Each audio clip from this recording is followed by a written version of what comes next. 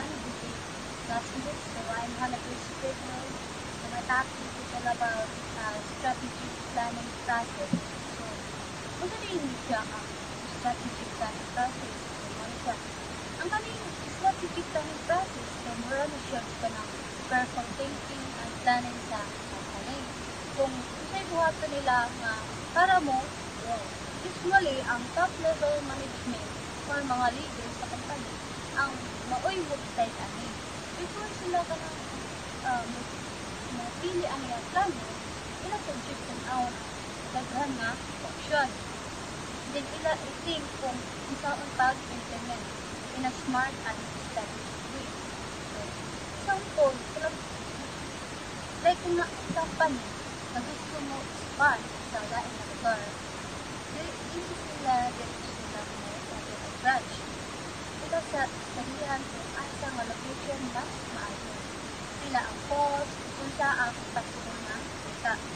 Then sila pilion ang plan nga pinaka-suitable o pinaka-safe na hindi makabagsak sa plan.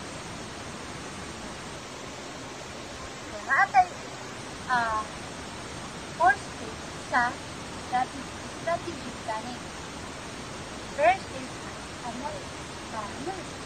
So, analysis, dali na ako i-study ang sitwasyon para masagdan ang business. Example, if mag-open ko ang next shop, i-check na ko ang market kung daghan ba o mahilig sa milk trade sa area. Kinsa akong competitors kung sa ang gusto sa commerce. Ito nga, formulation and planning. Dali na ko buhaton ang plan mismo sa akong example na may shop. I-decide na ko kung sa mga flavors akong bagya. Sila ang presyo, aso na ko sa shop. O kung saan ako pag-promote para makaparagang tag customers. Katulo, implementation. So, kuni ang step na i-apply na jud ang plan.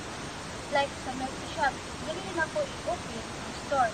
Mag-hire kong staff, palit kong equipment, kung sugod na dito kong yeah.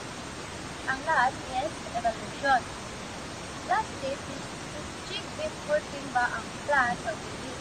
Sa akong milk shop, check na ko kung naay profit ba ni, kung happy ba ang customer sa product, kung kinahanglan ba na ko improve like mag-add new flavors or custom ang strategy.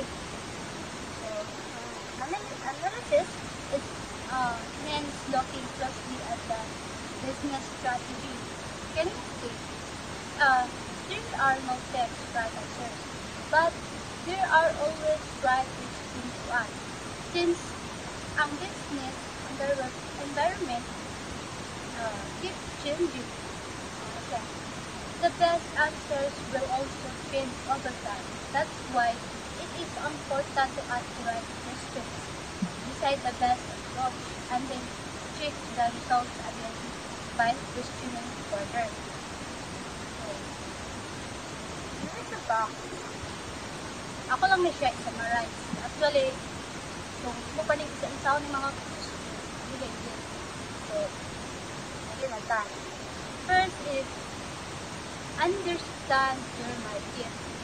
So, makita ninyo nga, sa mga question, magod na possible na magod na yung gawas. Basta, ang understand your market is para na ako, important yun na I know kinsa akong customers, kinsa ilang gusto, kinsa ang uso sa palibot. If di na ako isdalihan akong market, kasi mag-offer ko dadang, mawala sila yung interest. Example, kung mag-open ko milk shop, dapat i-check na ako kung ganahan ba mga tao sa area o milk tea or daghan kaayo o competitors. This way, na mas prepared ko. Katuha, decide on your business. So, dili lang ni basta-basta start any business. Kailangan pilion ako ang something na kaya na ako i-manage to grow. Example, if passion ako ang cause, I can start online clothing shop. Once na mag-decide ko, ito na ako ibuka. I can focus more and work harder. Then, katulo, focus on profitability. Importante nga mas dako ang income kaysa gasto. Dili enough nga nag-run lang ang business. Kailangan profitable siya. Example, kung mag-sell ko og milk for 100 pesos, din akong gasto sa ingredients, brand, kuryente kay tas, then 20 pesos na akong profit. Unang, kailangan balance pricing of cost para magpadayon ang kita. Kaupat is how strong is your competitive position. Okay. Kailangan ako i-check kung asa ko compared sa competitors. Do I have something special na wala sila? Example, kung nag-shop ko, I can offer unique keyboards or free delivery para mas choosing ko kaysa iba. The stronger my position, mas lisod siya nga, they will stay with me. Then, last is be innovative. Dili lang mag-copy sa uban, but think of fresh ideas.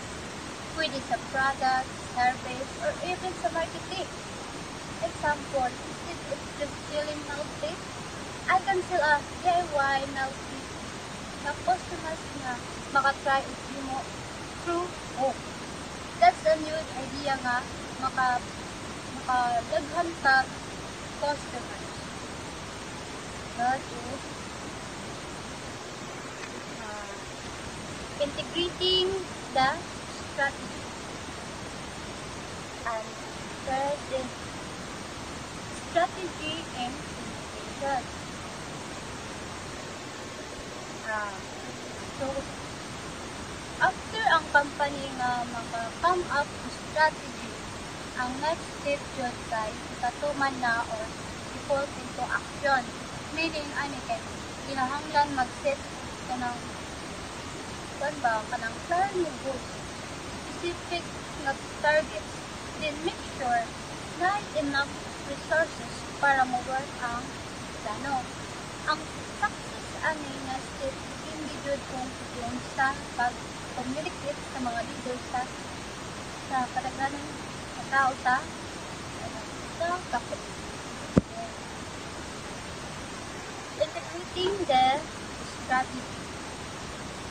Integrating the strategy para mo-work with ang strategy, kailangan nato tinawon unsay tinuod na mahitabo sa business. Dapat mo-match siya sa dibuhat sa part. Para mo-work with ang strategy, kailangan nato tinawon unsay tinuod na mahitabo sa business. Dapat mo-match siya sa dibuhat sa department. Unsay kaya sa mga empleyado o unsay gipangita sa customers. If dili mag-connect ang mga butangan, maglibog ang tanan or basin mag-conflict pa. So, para success ang strategy, dapat realistic siya ang dapat mag-work siya smoothly sa tanang part sa business. Next is communicating. Communicating, clear communication with tayo. Importante kung maghimo og strategy o ilahan na tayo implement. So,